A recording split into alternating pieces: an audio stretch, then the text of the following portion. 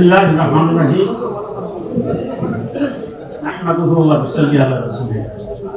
মাননীয় সভাপতি, শ্রদ্ধেয় নেতৃবৃন্দ এবং সম্মানিত উপস্থিতি, জাগ্রত বিবেক সাংবাদিক বন্ধুরা, আসসালামু আলাইকুম ওয়া রাহমাতুল্লাহি ওয়া বারাকাতুহু।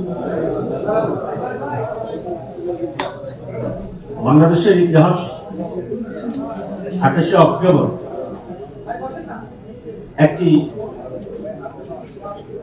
জাতির গৌরবের একটি দিন এবং বাতিলকে লাঠি এবং বৈঠার আক্রমণ, সশস্ত্র আক্রমণকে স্বল্প সংখ্যক মানুষ, হাজারো মানুষকে মোকাবেলা করার একটি এটাকে অনেকটা বদর যুদ্ধের মুসলমানদের দুঃসাহসের কথা আমাদের স্মরণ করি এবং সেদিন বদর যুদ্ধে আমাদের বিজয় হয়েছিল। 28শে অক্টোবর সেই সংগ্রামী জনতার বিজয় হয়েছিল, মিথ্যা পরাজিত হয়েছিল। আওয়ামী লীগ সেই পরাজয় থেকে আরো বেশি হিংসা এবং শাসক পরিণত, যার পরিণতি আমাদের জুলাই এবং অক্টোবরে একটি মহা বিজয়ের মাধ্যমে এবং আওয়ামী লীগের দেশ নেতৃবৃন্দ দেশ ত্যাগের মাধ্যমে তার সমাপ্তি ঘটে। পৃথিবীর ইতিহাসে নাকি এরকম কোন ঘটনা নাই। একটি রাজনৈতিক পরাজয়ের পর একটি দলে কেন্দ্রীয় কমিটির কোন সদস্য আর সে দেশে ওপেন নাই, একজনও নাই। 300 জন এমপি, একজনও ওপেন নাই। কোন জেলা সভাপতি ওপেন নাই, কোন উপজেলা সভাপতি ওপেন নাই। এরকম একেবারে সকল স্তরের মানুষের দেশ পালনের নজির পৃথিবীর ইতিহাসে এই নাকি একটি মাত্র। আমরা ফেসিবাদকে ভয় পাই, আমরা সংগ্রাম করেছি, লড়াই করেছি, লড়াই বিজয়ী হয়েছি।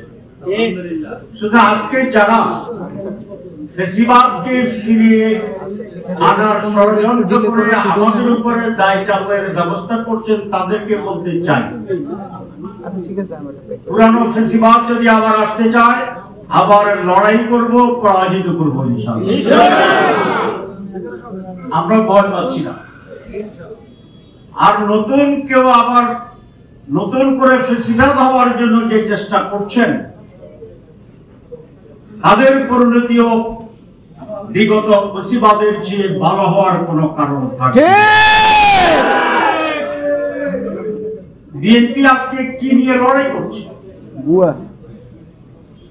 তারা মাসের পর মাস আমাদের সাথে এক হয়ে 31টি দল মিলে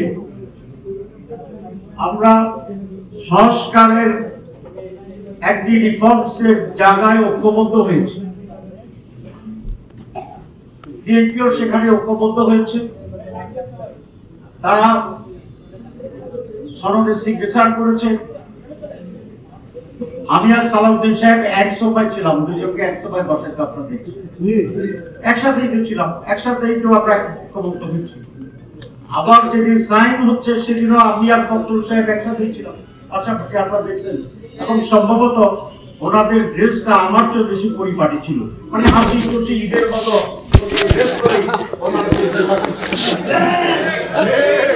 এমন না যে ওনাদেরকে একটু ধরে বাঁধে আমাদের করে চেহারাটা পড়িয়ে সিগনেচার করার সময় কলম কাটছে, এইটাও দেখি। মানে স্বতঃস্ফূর্তভাবে খুশি শুনে দীর্ঘদিন একমত হয়ে আলোচনা করে ওনাদের স্ট্যান্ডিং কমিটিতে পর্যালোচনা করে ঐক্যমত্যের ভিত্তিতে তারা সেটা চাই। হঠাৎ কোন এক রাতে ওনারা কি শব্দ দিয়েছিল জানি না, সকালে এসে মোটামোটা কথা শুরু এবং যেগুলো বলছেন সেগুলো কি আমার সবাইকে বলতে বেশি। আচ্ছা, 1 নম্বর কথা হচ্ছে যে সেখানে রিফর্মসে ছিল প্রধানমন্ত্রী এবং দলের প্রধান একজন হতে পারবে। 2, কোন ব্যক্তি একাধারে 10 বছরের তার হোল লাইফ টাইমে 10 বছরের বেশি প্রধানমন্ত্রী হইতে পারবে না। এগুলো যদি অ্যামেন্ডমেন্ট হয় তাহলে স্বৈরাচারী চরিত্র এবং স্বৈরাচার হিসাবে আবির্ভূত হওয়ার সুযোগটা থাকবে না। তো এটার বিরোধিতা করা মানে কি, যে ওনারা আবারও স্বৈরাচার হওয়ার একটা চিন্তা ভাবনার মধ্যে আছে। দীর্ঘদিন ক্ষমতায় থেকে আবার আমরা যেটা বলি ফ্যাসিজমের যে কথা বলি, ফ্যাসিজম কিভাবে তৈরি হয়? ফ্যাসিজম তো আকাশ থেকে পড়ে না। পৃথিবীর কোন লোক দেখছেন হঠাৎ করে আকাশ থেকে একটা ফ্যাসিজম, ওই যে বিমান উপরে ধ্বংস হয়ে গেলে যেগুলো পড়তে থাকে, এরকম ফ্যাসিজম পড়ছে, এরকম কোন চিত্র সাংবাদিক ভাইরা দেখছেন কিনা? ইতিহাসে লেখা আছে কিনা? কোন সাক্ষী আছে কিনা? তো ফ্যাসিজম তো নিজ মাটি থেকে, শাসন থেকে করা।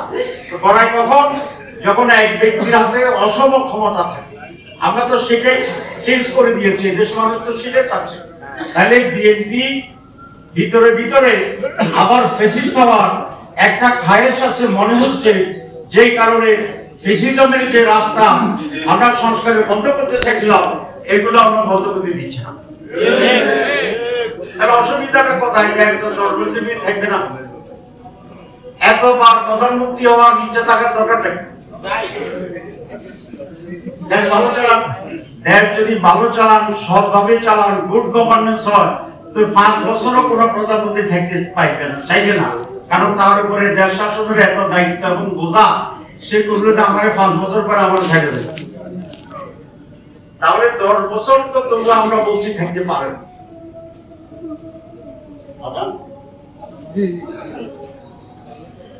আচ্ছা, তাহলে শেষ করবো। প্রেস কনফারেন্সে বাকিটা উঠে দেবো। সুতরাং আমরা পরিষ্কার করে বলছি যে সংস্কার বাংলাদেশের মানুষের জন্য, গণতন্ত্রের জন্য, সুশাসনের জন্য, ডেভেলপমেন্টের জন্য, ডেমোক্রেসির জন্য এটা অপরিহার্য। এখানে আমরা কোনো আপোষ মানি না। মাননীয় প্রধান উপদেষ্টার কাছে আমি গতকাল, আগে যেরকম খোলা চিঠি ছিল না, খোলা চিঠি, আমি কালকে একটা খোলা ভিডিও দিচ্ছি। আমি সেখানে বলেছি, মাননীয় প্রধান উপদেষ্টা, আপনার এই শাসনামলে আপনার উল্লেখযোগ্য এমন কোন কাজ আপনি করেননি যে কারণে মানুষ আপনাকে স্মরণ করবে। হাসিনা 14 বছর ছিল, বিএনপি বোধহয় 19 বছর ছিল, আপনি 13 মাস ছিলেন। এরকম একটা শাসন ক্ষমতা আপনি আছেন। সংস্কারটা যদি আপনি ঠিক মতো করে দিতে পারেন, তাহলে আপনি নোবেল লরিয়েট হিসেবে একজন ব্যতিক্রমধর্মী শাসক হিসেবে বাংলাদেশের শাসকদের ইতিহাসে আপনার নাম দেন। সংস্কার মাইনাস ডক্টর ইউনূস 0, সংস্কার প্লাস ডক্টর ইউনূস হিরো। আমরা আপনাকে হিরো হিসেবে দেখতে চাই। কারো চাপে আপনি মাথা নত করবেন না, কারণ চাপে যদি আপনি হেলে যান, মহাবিপদ। একদিক দিকে চাপ দিলে এদিকে যাবেন হেলে, আরেক দিকে যদি চাপটা একটু জোরে হয় তাহলে তো আবার এরকম হয়ে যাবে। তাহলে আপনাকে সারাদিন এরকম